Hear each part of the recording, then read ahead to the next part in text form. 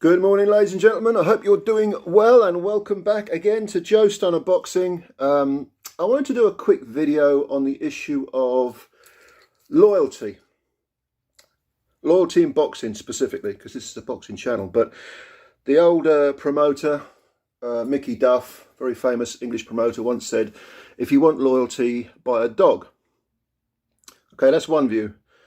But I think that loyalty, being a moral or an ethic, has to be considered when you're talking about a fighter's psyche. I think this is true of any walk of life, but we'll obviously stick to boxing.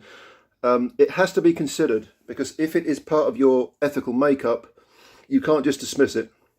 Now, Anthony Joshua, last year he signed for life to Eddie Hearn, a promotional deal for life. And a lot of people were saying, what the hell has he done that for? And from a business point of view, I understand the criticism, because you chain yourself to one promoter.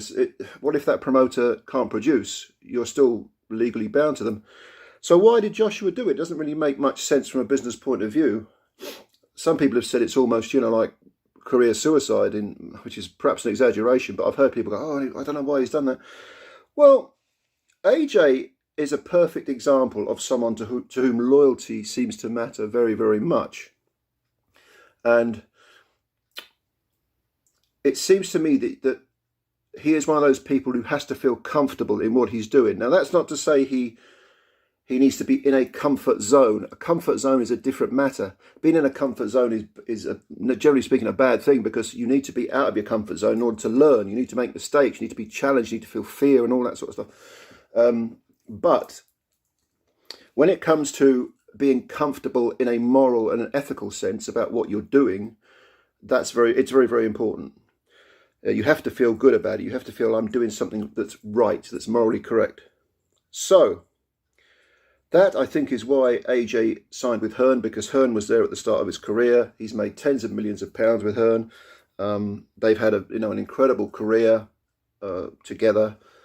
Now that AJ is not on the wane, but, shall we say, I mean, the Usyk rematch, I would definitely favour Usyk to win that. I think AJ is, to some degree, damaged goods as far as his stature is concerned.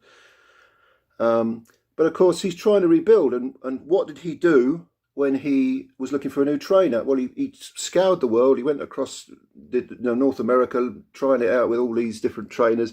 What did he do? He came back home and chose Angel Fernandez. So he promoted from within. If this was a company, and to be honest, it is a company, because AJ has 258 management, but he promoted within. He said, no, I feel comfortable with this guy. And again, there's an element of element of loyalty there. He wanted to be loyal to someone who he perceives has done him a lot of good, who he's done some good work with.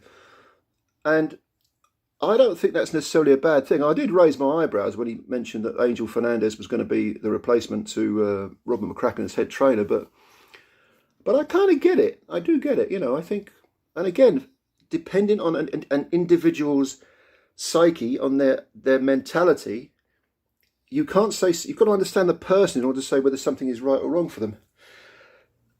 Another thing is, I think AJ likes the home cooking. I think he likes to be in England. He likes to, he likes to be around people, and he knows, around familiar things. And again, there's a difference between going over into the comfort zone and being comfortable with your foundation, with the base from which you work from. So I don't think that's necessarily a bad thing.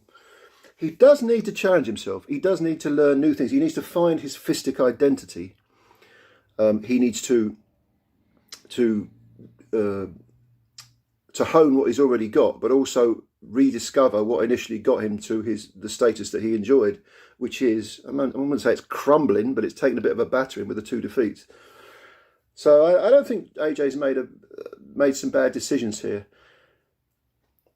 He signed with Hearn for life. Okay, I understand why he did it. Whether it will be the right thing or not remains to be seen. Hearn is, I wouldn't say he's necessarily struggling at the zone, not from a quality point of view, but it's now time to make money. DAZN are going to say to him, look, this is all very well you throwing out money around, but we want to see some feedback. We want to see some profit here. So I wouldn't say he's in crisis mode at all. And the DAZN cards have been, generally speaking, have had some good stuff on them. I thought the Okoli fight was a washout, but some of the undercard fights are okay.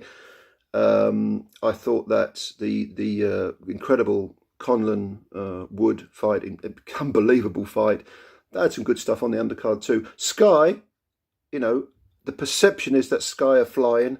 They're doing well. They've recovered well from Eddie's departure, and they've got Ben Shalom and Top Rank, and they are showing some decent stuff. But their undercards, Shalom's undercards, are terrible, absolutely appalling. I mean, did you see that Fraser Clark fight? You know, I mean, come on, man, he's got to must do better with the undercards. But of course, the perception is that Sky are doing better because Sky have that propaganda machine where they can just, you know, spew out all sorts of, we're doing great, we did great numbers, you know, we're fantastic, we've recovered, we're still here. But it's a hell of a platform to promote yourself. DAZN don't have that. Eddie doesn't have that.